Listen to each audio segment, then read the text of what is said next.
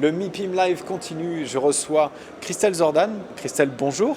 Bonjour. Vous êtes directrice générale de Société de la Tour Eiffel. Vous avez pris vos fonctions il y a peu, en novembre dernier. Quel a été le contexte de cette prise de fonction ?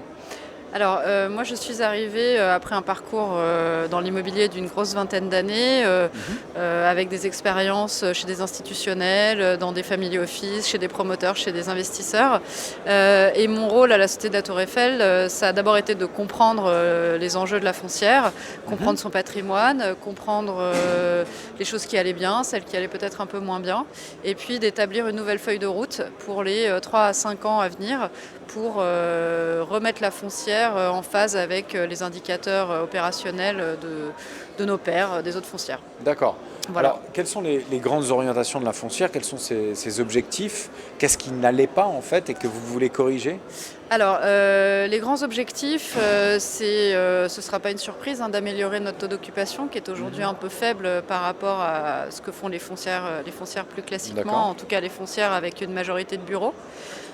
Donc l'objectif, ça a été de cartographier l'ensemble du patrimoine en ligne à ligne et de définir les actifs dont on considérait qu'ils étaient en phase avec les enjeux actuels et ceux pour lesquels on considérait que soit ils étaient moins en phase, soit on était dans des zones où on était un peu surexposé et où on avait peut-être envie de se désengager un petit peu, ou encore d'identifier tous les projets de développement possibles parce que on peut se retrouver dans des cas où on a des actifs qui sont aujourd'hui en bureau dans certaines zones qui ne sont plus des zones de bureau, mais qu'on peut tout à fait repositionner soit en projet plus mixte, soit en résidentiel, classique ou géré. D'accord. Enfin voilà, il y a tout un tas de choses Vous qui sont détiendriez, imaginables. du coup, Qu'on détiendrait en tout ou partie. D'accord. Ce sera vraiment du cas par cas. L'idée, c'est vraiment de faire preuve d'agilité. On est une foncière, certes, cotée, mais on est une petite foncière.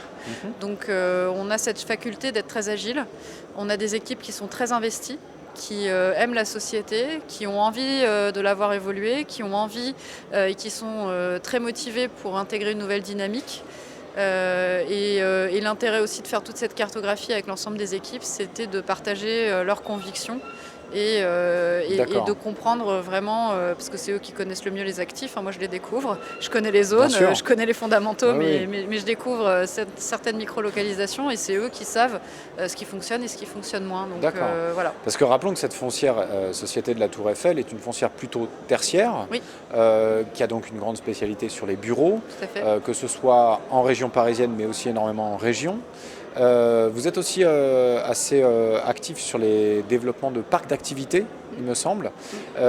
Cette nouveauté de repenser un petit peu certains actifs parce que les zones ne sont plus en adéquation, ça fait partie aussi de ces orientations. Comment est-ce que vous allez les soutenir ensuite après ? Est-ce que vous gardez en patrimoine ces opérations-là ? Oui.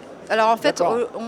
quand on a regardé plus finement, certes, on a toujours communiqué, pendant de nombreuses années, on a communiqué sur la foncière bureau, mais quand on regarde plus finement le portefeuille actuel, on a quand même presque 20% de notre patrimoine qui n'est pas du bureau. Alors effectivement, il y a une spécialité dans les parcs d'activités, sur lesquels nous sommes vraiment très bons, sur lesquels les équipes ont cette capacité à gérer cette classe d'actifs, mais on a aussi... qui n'est pas évidente. Non, qui est très particulière. Beaucoup d'asset management à faire. Oui, beaucoup dessus. de PME, Oui. on est plus dans la dentelle, ça se rapproche d'ailleurs un peu plus de ce que j'ai connu moi dans le commerce par exemple. Mais elles ont cette faculté de travailler sur d'autres classes d'actifs. On a aussi de façon plus anecdotique mais existante malgré tout du résidentiel géré. On a des projets mixtes comme celui de Bordeaux Village où on a à la fois du bureau, du commerce, une école, du coworking, enfin voilà. D'accord. Donc on a démontré cette faculté de gérer différentes classes d'actifs et l'idée c'est de passer de 20% à peu près de patrimoine diversifié à un gros tiers. D'accord. Voilà. Alors, quels sont les moyens que vous mettez en place pour ça ? Alors, les moyens, ça va être le développement de nouveaux projets, D'accord. identifiés en patrimoine. On en a identifié une grosse quinzaine. Alors, certains à échéance brève, d'autres à échéance beaucoup plus moyen-long terme. Ça va être des cessions.